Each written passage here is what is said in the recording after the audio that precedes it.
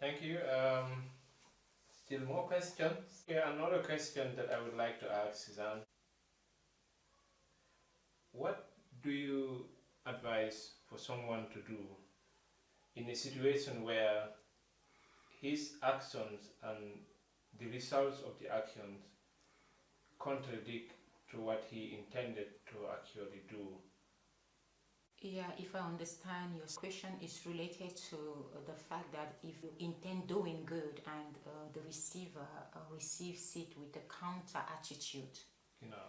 And actually, it happens many times that people's actions are perceived as a threat, or maybe not everybody, what you perceive to be good is good for everyone, because everyone has a way of receiving things based on, as I said, experiences.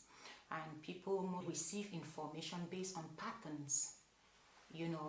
Patterns kind of like repeat themselves in our lives. It's like I had a past experience and the same pattern is happening now, and most often you might be misinterpreted, even though you are about to do good to somebody and the person doesn't receive it as good, because they have had either heard stories about that, they have had different interpretation about such actions, and they have actually found themselves in places where they were, let me say, being harmed in such settings and in diverse ways. So actually we have to understand that people come from different places, different cultures, and different interpretation of things, different understanding. 1 + 1 might mean to you 2, but 1 + 1 might mean in another culture 10. So we have to be careful when we are giving our help to people, and we also have to be ready that the help could be rejected, meaning that the person does not see it as help. The person is being threatened by what we are offering to them. The most important thing is before you go out helping somebody or offering your help, you have to be able to keep your mind prepared of the consequences that may come by when you give this help, because the response that you expect from the receiver, your expectation of thank you, might follow with an insult. So a person who is wise is always ready for both answers. If they are insulted, they are balanced. If somebody says thank you, they are also balanced, and actually they don't go for a thank you. Wise people don't go for a thank you. If when it's given, it's fine, and if it's not given, it's also fine for them, because they are just being who they are. Wise people are just being who they are. They are just flowing in what they do. They are not just becoming somebody, they are manifesting their being, and they are not just like trying to become anything.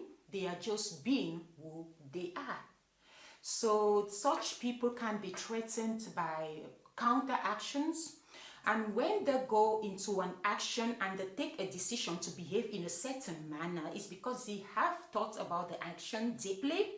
And if they have thought about the action deeply and are convinced in what they are doing, they are also ready for the results. So that's a kind of like, I don't do anything because I react by my emotions. I don't respond by my emotions, but I respond to produce a certain reaction, a certain result.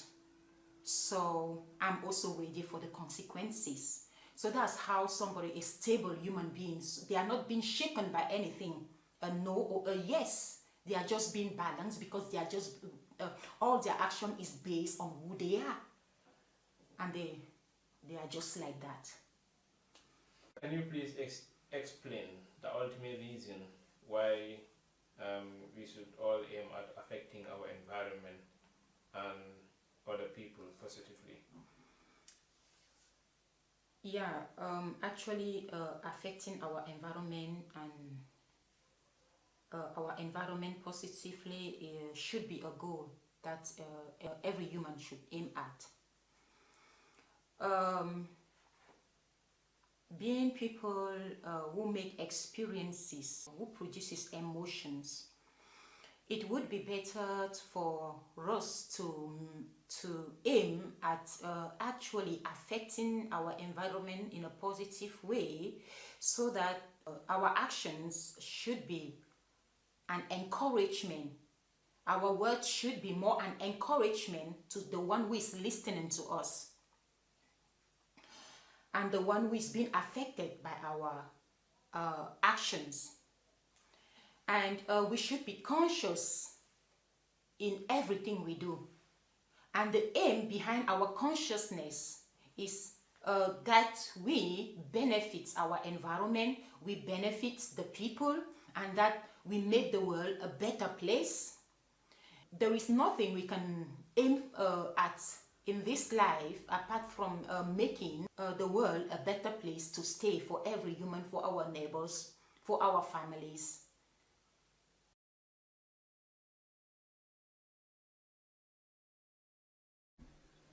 Thank you, Suzanne, for answering the question.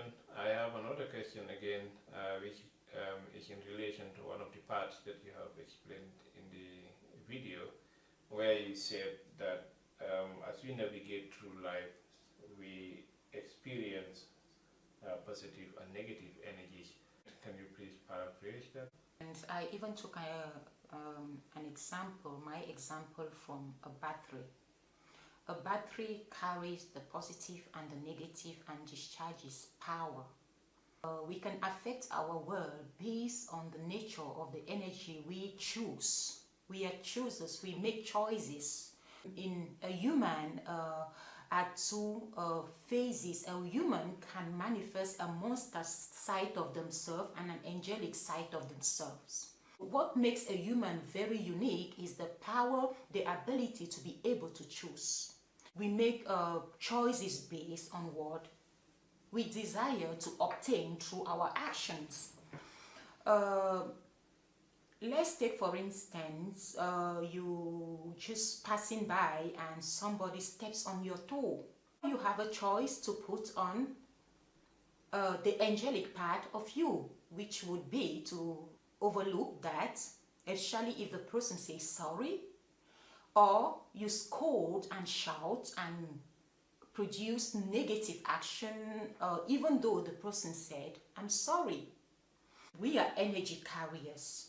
We are power carriers, energy carrier. We are an embodiment of energy.